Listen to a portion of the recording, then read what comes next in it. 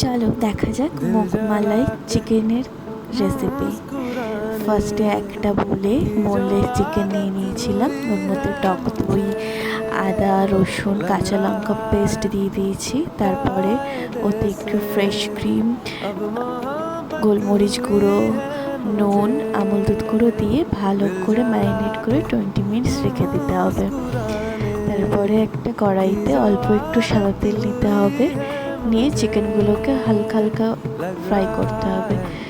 Fry করার পরে ওটাকে চাইলে কেউ শিকের মধ্যে দিয়েও শিক কাবাব টাইপের করতে পারো, কিন্তু আমি সেটা আর করিনি, আমি কড়াইতেই বানিয়ে নিয়েছি। আর ওপর থেকে একটু বাটার ব্রাশ করেছিলাম যাতে টেস্টটা আরও ভালো আসে। এমন করে ফটাফট সব বানিয়ে নিলাম, তারপর সার্ভ করলাম একটু ডেকোরেশন করে। असल में दिल नहीं तुम्हारा खुद ही का दुखाया क्या बात